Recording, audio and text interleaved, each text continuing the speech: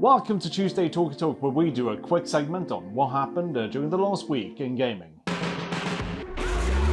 Over the last couple of months, several devs have been on the receiving end of death threats, evil eyes, and other forms of abuse. Keyboard warriors flinging feces at the devs that are just desperately trying to make the best game they can while still working within the confines of what the investors deem a suitable time frame for the bottom line. This is not to say that devs don't sometimes lie about what they have, to pre-sell as many copies of their colourful gemstones before the customers are hip to the fact that they're actually just polished turds pushed out by dogs that eat crayons. I'm looking at you, No Man's Sky. But other game devs, such as the ones developing the PS5 exclusive game codenamed Abandoned, have had to deal with threats both online and physically, according to a Twitter post from the studio. This all started when some tinfoil-loving gamers out there saw the teaser for the game and a subsequent, now deleted, tweet put out by the studio that informed fans that the game's name would start with an S and with an L, because that's obviously Silent Hill. Now on one side, we have developers trying to make the best game they can. On the other, we have flinging monkeys upset because they don't get what they want, or they felt confused or lured into believing it was something that it wasn't. You know those horrible videos you've seen of circus trainers beating their animals to have them do their bidding? Yeah, it's the same guys, just the gaming version. Now, onto a game that I'm very excited about, namely Battlefield 2042.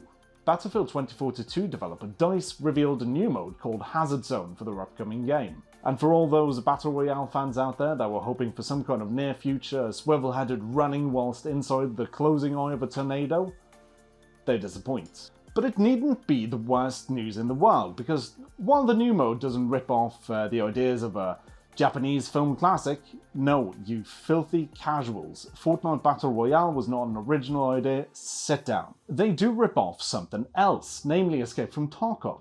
The incredibly popular Escape from Tarkov that has had masochists foaming at their ball-gagged mouths in 2016 has now inspired Hazard Zone, a mode where squads of 4 enter the zone to extract data drives from downed satellites whilst battling with bots and other players.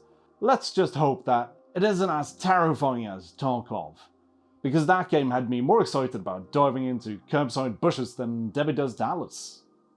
Speaking of Battlefield 2042, if you were to buy the Battlefield 2042 Ultimate Edition bundle for $110, you get a legendary skin, some cool in-game items, a year's worth of battle pass, weapon skins, vehicle skins, a digital art book, and a digital soundtrack. Now, if DICE were to offer a $5 million bundle, what would you expect to get out of it?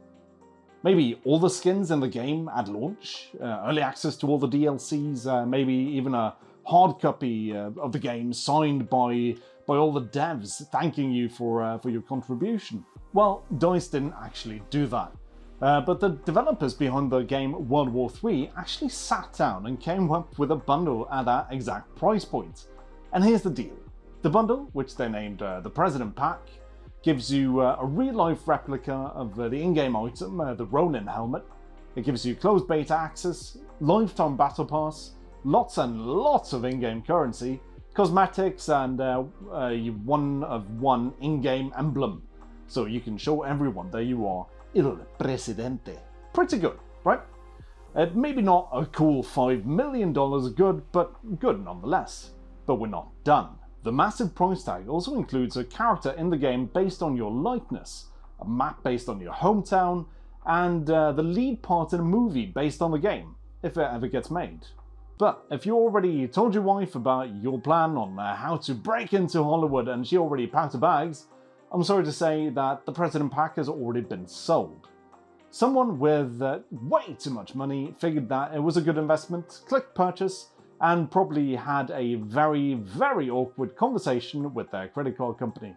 No, I'm telling you, seriously, I'm gonna be in the movie! In other news, FIFA and EA are going their separate ways, which means that EA will probably have to rename the game that, apart from microtransactions and player names, haven't changed in 20 years. FIFA looked at EA as a fantastic partner until EA did what EA does best, they started making bank on microtransactions. And now that FIFA's top dogs can't get away with being bribed as easily as they could before, they're now looking for new avenues of income, which now comes in the form of 10-year-old gambling addicts. Way to go, FIFA! Not only do you not care about the 6,500 migrant workers that died in Qatar's sweltering desert heat while constructing the facilities for the 2022 World Cup, now you're gonna line your pockets with money that children steal from their parents.